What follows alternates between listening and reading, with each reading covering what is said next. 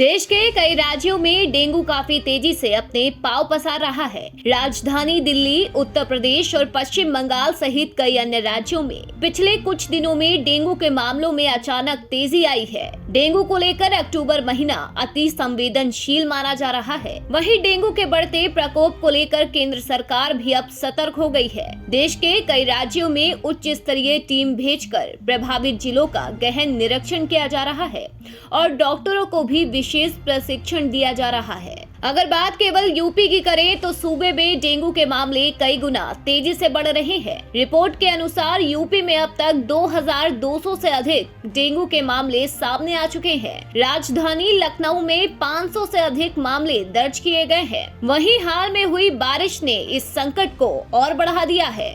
जबकि दूसरी ओर केंद्र सरकार ने डॉक्टर वी.के. चौधरी की अगुवाई में 6 सदस्यीय टीम भेजने का निर्णय लिया है, जो कि डेंगू बढ़ने के कारणों को परखेगी और उसका निवारण भी करेगी। ये उच्च स्तरीय टीम पश्चिमी उत्तर प्रदेश के सर्वाधिक प्रभावित फिरोजाबाद, आगरा व इटावा आदि जिलों में हालातों का जायजा लेगी।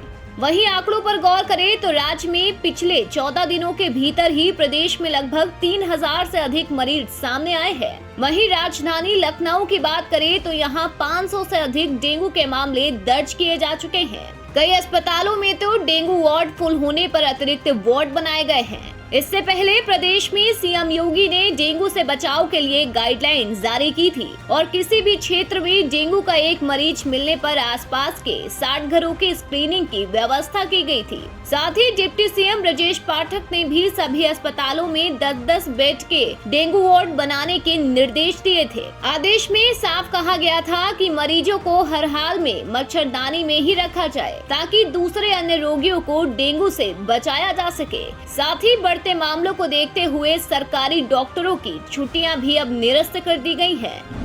ऐसे में एक सवाल ये उठता है कि आखिर डेंगू होता कैसे है।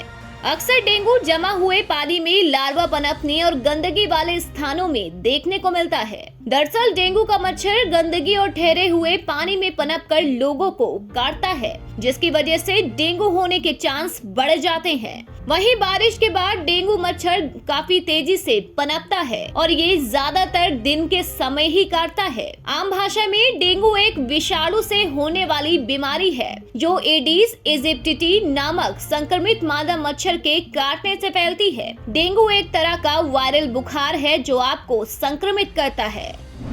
ऐसे में अब आप सोच रहे होंगे कि डेंगू होने पर लक्षणों की पहचान कैसे कर सकते हैं। अगर आपको तेज बुखार, सिर दर्द, बदन दर्द, भूख की कमी, उल्टी, डायरिया, आंखों में दर्द, थकान, सुस्ती, घुटने का दर्द, शरीर में लाल धब्बे, नाक से खून बहने, ये सब लक्षण है तो इसे दिखाने के लिए आप फौरन डॉक्टर के पास जाएं और प्लेटलेट्स काउंट चेक कराएं। डेंगू के लक्षण आमतौर पर संक्रमण के 4 से 6 दिनों बाद शुरू होकर 10 दिनों तक रह सकते हैं। ध्यान रहे कि डॉक्टर की सलाह के बिना दवाइयों का सेवन बिल्कुल भी ना करें। ऐसे में एक सवाल ये भी उठता है कि डेंगू में प्लेटलेट क्यों गिरता है। जैसा कि हमने आपको बताया कि डेंगू एडिस मच्छर के काटने से होता है। इसका वायरस जब शरीर में पहुंचता है तो प्लेटलेट को भी संक्रमित करता है। इस कारण प्लेटलेट लगातार गिरने लगता है। वहीं प्लेटलेट गिरने से डेंगू वायरस से लड़ने वाले सेल नष्ट हो जाते हैं। इसलिए डेंगू होने पर प्लेटलेट का कंट्रोल होना बहुत जरूरी होता है। अब आप सोच रहे होंगे कि प्लेटलेट्स गिरने पर क्या करें और कैसे खुद को डेंगू के प्रकोप से दूर रखें। अगर आप डेंगू से ग्रसित हैं और आपकी प्लेटलेट्स कम हो रही हैं तो सबसे पहले आप डॉक्टर से परामर्श लें।